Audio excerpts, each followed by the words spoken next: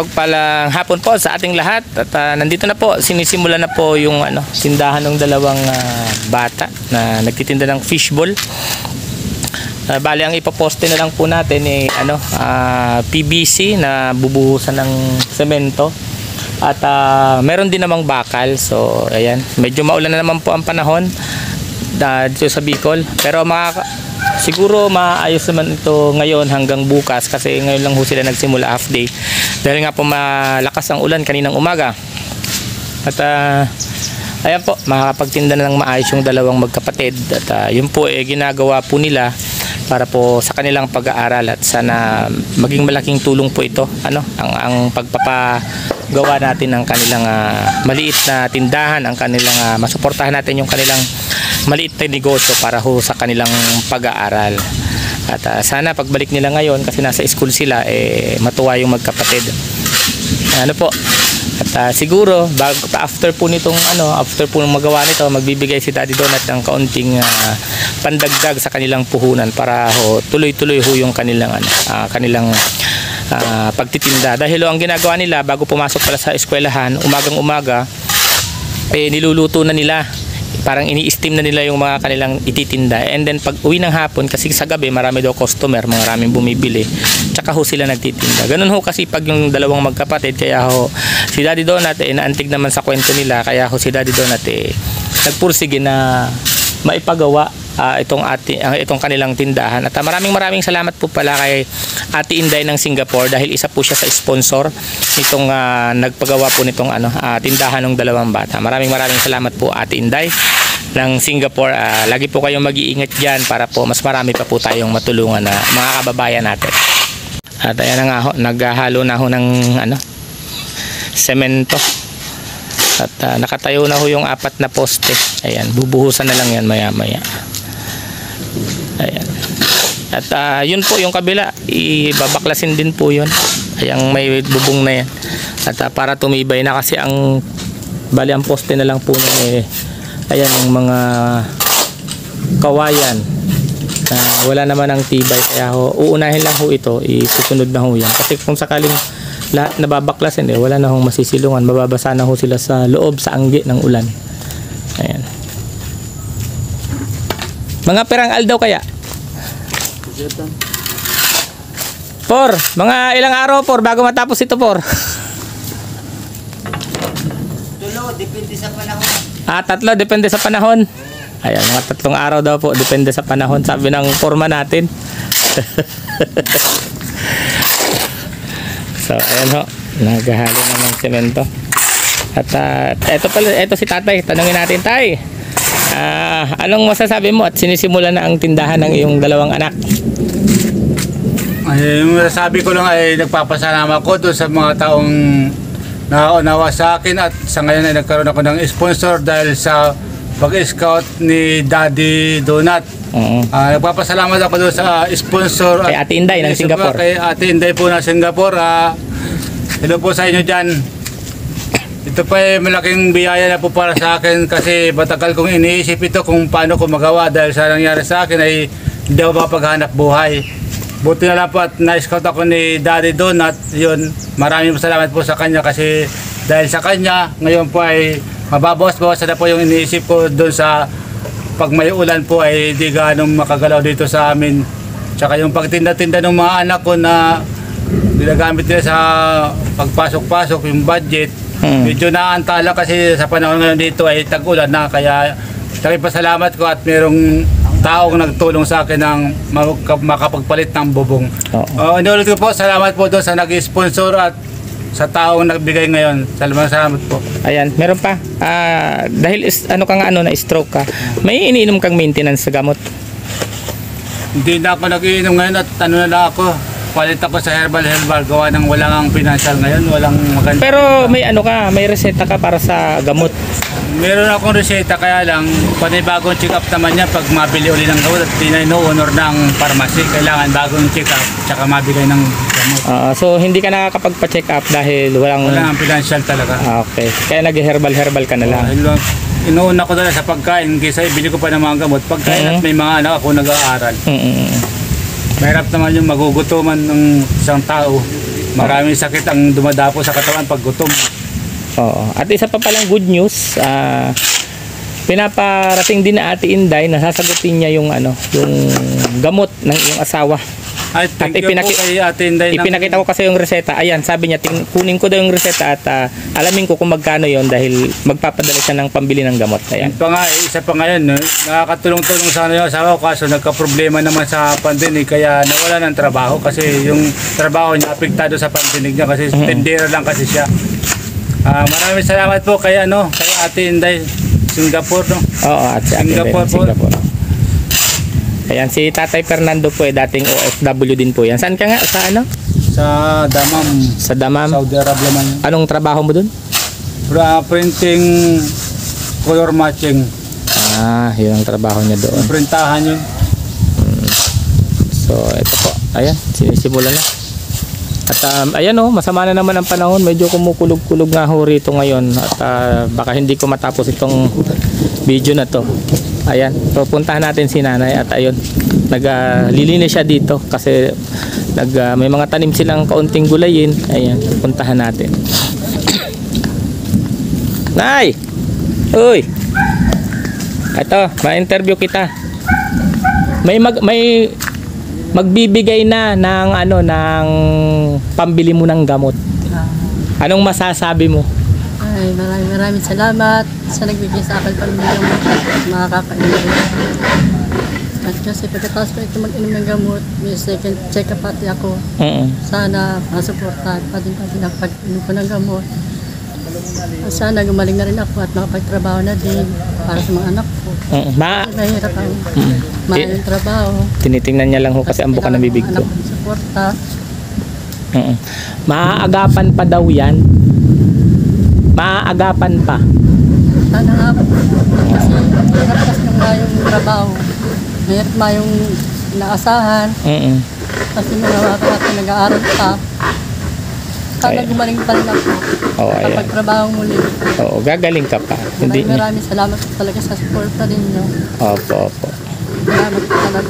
Ayan, maraming salamat po kay Ate Inday at sinagot niya din yung pambili ng gamot ni nanay. Ayan, nagtatanim po siya, ayan gabi, sitaw, ayan. Ito yung mga materyales na gagamitin. So ito ho. Nandito ho tayo sa ginagawang pwesto, magiging tindahan ng dalawang bata.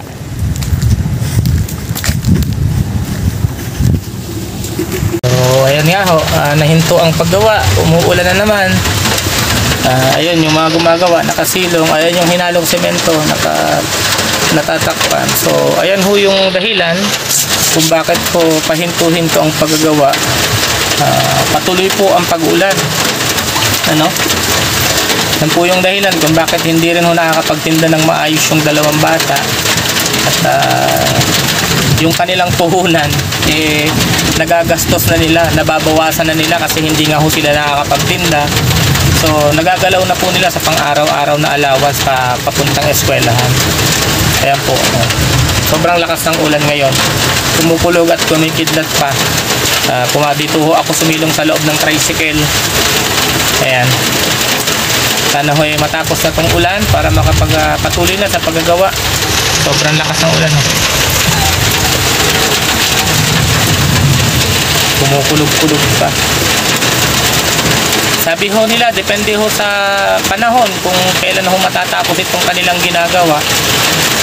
So sana mas lalong madaling panahon, kahit bukas buong maghapon uminit lang sana para matapos na itong tindahan ng dalawang bata, makapagnegosyo na ulit yung dalawang bata. Ayan, ginagawa po natin ito para po makatulong tayo dun sa dalawang estudyante na makapagtapos ng pag-aaral, sapagkat yun lamang po ang magiging kasangkapan, kumbaga magiging hagdan para po makaangat po sila sa kanilang pamumuhay kapag nakatapos po sila ng kanilang pag-aaral. Ayan po, continue naman sa paggawa kasi tumila na ang ulan pero madilim pa rin po ang kalangitan na yan. Nakatakot lumabas kasi kumukulog at kumikidlat, kaya nandito lang tayo sa loob ng tricycle. Ayan, kumikidlat-kidlat pa, kumukulog-kulog kung maririnig mo. Sobrang dilim ng paligid. Grabe, maulan ho dito ngayon sa Camarines Norte. Ayan, uumpisa na naman ang ulan, nakakakunting gawa pa lang sila. Sabi ko nga wag silang magpaulan. Kapag hindi raw sila nagpaulan, walang mangyayari, walang matatapos sa trabaho. So, bibili ako ng vitamins ang dalawang to. Ayan ho, kung makikita nyo, wala na ho yung balkonahe nila, tinanggal na. Silong kali ulit! Silong! At inuubos lang ho yata nila yung halo. Magpapatigas na sila ng semento. Grabe, sobrang ulan. Ayun na ho, maghahalo na sila. Malaking tulong ho ito dun sa magkapatid. Sana matapos kahit hanggang bukas. Gumanda ang panahon hanggang bukas.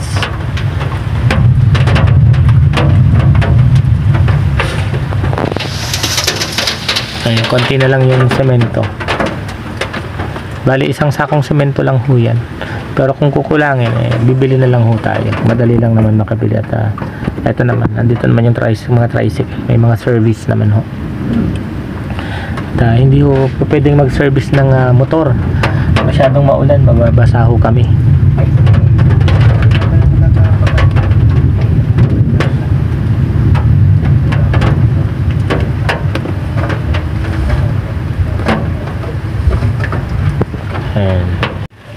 At ito po, tumigil na ang ulan at nakapaglagay na sila ng brace sa bubong. Brace ba tawag dyan? Ayan. At maglalagay na rin siguro sila ng yung kawayan, ilalagay nyo na ngayon. Ayan, para po bukas bububungan na lang ito. Ayan po.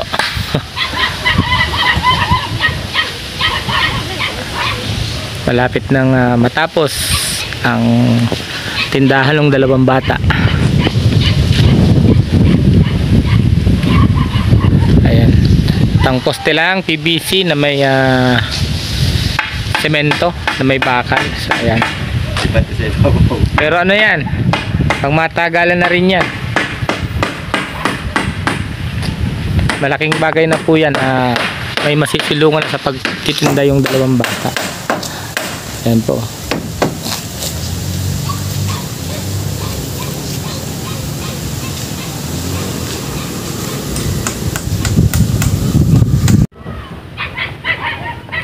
At yung kabila po, ayan o, yung kabila pong yan, ipapagawa ko na rin po kasi mga nakapatong na lang pala yan. Nakita nyo naman po yung poste, kawayan lang siya. At medyo tagilid na. Pero yung yero, okay pa naman yung yero. Yan din po yung ibububong. Kaya bibili pa ako ulit ng 2x3x10 ako Columber tsaka 2x2. Ayan. Yung pako, okay lang yung pako. Sobra pa. Ayan. Pabili ho tayo kanina ng pako. Kasi nakalimutan kong bumili pala ng pako.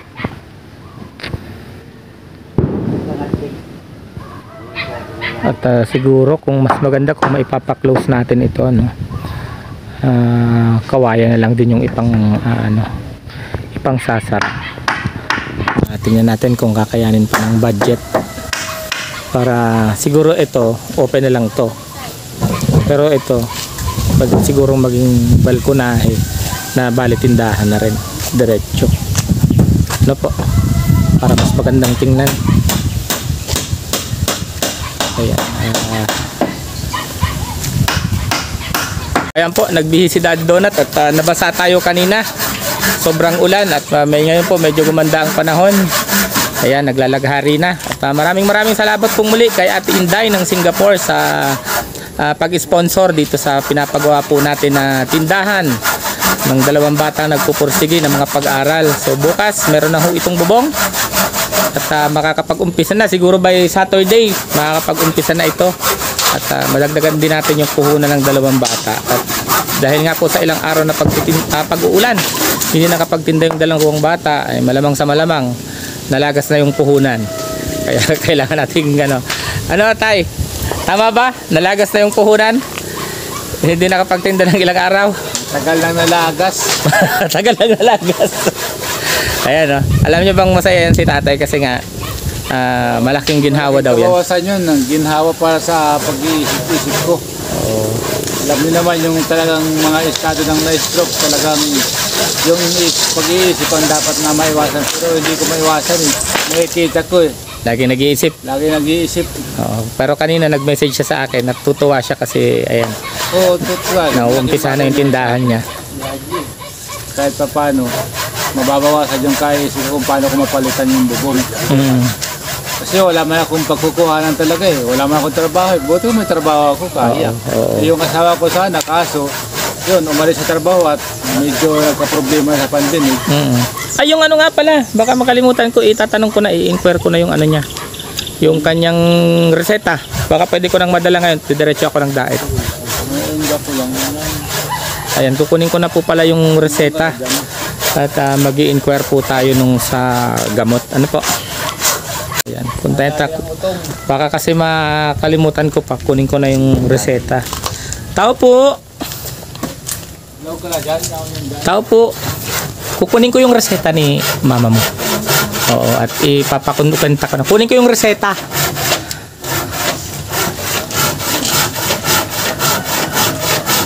Ayan, kukunin na po natin yung reseta. At kung ilan lang pwede nating mabili, bibili na po tayo ngayon para bukas pagbalik natin, maibigay ko na din yung gamot para makainom na si nanay kasi nga kailangan niya pong makainom ng gamot kasi sabi daw ng doktor kaya pa ng gamot na pagaling yung kanyang tenga para maiwasan ng operasyon kasi may butas daw yung kanyang eardrum so malaking bagay yun na pag nakabalik yung pandinig ni nanay makakapagtrabaho husta ulit, makakatulong siya sa gastusin ng kanyang mga anak. So ayan yun, ito po ang ang reseta. Ayan, dadalhin ko na ito ha, pakisabi kay mama mo, dadalhin ko na ito. Dadalhin ko. Babalik ko na lang pagka hindi kinuha doon sa drugstore. Pag hindi kinuha, babalik ko ito. Tapos mabili na ako nito. Mabili na ako. May kulang lang kasi nabili na iba. May kulang lang. Tapos pagkatapos yun, mabili ko sa Pero pareho lang. Pareho lang. So ayan, may nabili na po palang iba. So dadagdagan na lang po pala natin ito. Ayan. Ito po yung reseta. Ayan, syempre, kasama ko ang aking kapartner ngayon. Ayan. Yun, si Probinsyano 2.0. Ayan, suportahan din po natin ang kanyang channel. At matatapos lang pabahay niya ni Probinsyano. Yung sa Basod. Anong update pala doon? Para kay Ate Inday. At same po kami ng sponsor niyan Ayun, umiilaw ang kagwapuhan. Yan Ate Inday, salamat po at malapit na po matapos yun. Siguro ngayon ay nadingdingan na yun, no? Yung Oo, ang ganda, nakita ko doon sa picture. Oo, tapos yung mga plywood nun palitan na. So, mga bukas, mag-vlog tayo doon tapos update na rin yun. Salamat kay Ate Inday na sponsor ni Daddy D. At tinulungan tayo doon sa kanya, sa pabahay na yun. Thank you Ate Inday, ingat ka palagi dyan sa Singapore. Oo, ang bait-bait niya Ate Inday. Talaga pag nakikita niyang kailangang tulungan outright, tumutulong yan. At mukhang hindi lang sa atin nag-sponsor si Ate Inday, diba? Kay VG Scheme, nag-sponsor na rin siya. Magbibigay din siya ng pawid at magbibigay ulit siya, no? So, salamat kay Ate Inday. Ayan, ganyan po kabait ang aking nakilala, si Ate Inday. So ayan po, sinishare po natin sa mga kasamahan po natin ang mga sponsor, hindi po natin sinusolo yan. At mas mabuti po yung nagbibigay. Ano po, hindi po tayo dapat maging madamot. Ayan, nagsusukat na. Very good Ayan naglalagay na ng pawid. Ay ng muna. Mga ang tawag sa inyo pa rin ng ganyan? Baladig di sa Bicol bala. Kasaw? Kasaw. Ayan, kasaw. Ayan may clip pa lang, pawid Ganda ng Maganda na yan? Mas maganda pa dyan Ayun daw. Ayan po, nagsusukat na. So ayan, maraming salamat po sa nananatili at naniniwala kay Daddy Donut. Ayan, maraming salamat po sa inyo. At maraming salamat din po sa sumusuporta sa buong Team Kalingap, sa pangunguna po ng ama ng Kalingap na si Kuya Bal, ang kanya pong anak na si Kalingap Rab, at ang ina ng Kalingap si Ate Edna, at sa buong Team Kalingap at subaybayan. Ayan. Suportahan din po natin si Probinsyano 2.0 Salamat po. sa kanyang mga adikain na makatulong din sa kababayan nating naghihirap. Ayan. po. At sino pa ba? Siyempre, ang channel ni Daddy Donut at marami pong nag-unsubscribe sa atin. At sana'y mapalitan at madagdagan. Dagdagan pa yan. Ayan. At para po mas marami tayong matulungan. Pero ang mahalaga po sa akin nakakatulong po tayo. Ano po, sa mga nakakaunawa at mananatiling sumusuporta kay Daddy Donut. Maraming salamat. Ingat po kayo at ingat din ako. God bless us all po. Dong, baka gusto mo pang mag-invest ng lupa. Ito, tabing kalsada lang mismo. Puro kabahayan na din dito. Dito lang sa kabila lang ito nila Rachel. Baka gusto mo dito. 600 square meter na 750,000. Pwede pa nating tawarin yan. Pero yun yung pinaka-presyo ng may-ari. Pero pwede pa nating tawarin yan. Ayan o.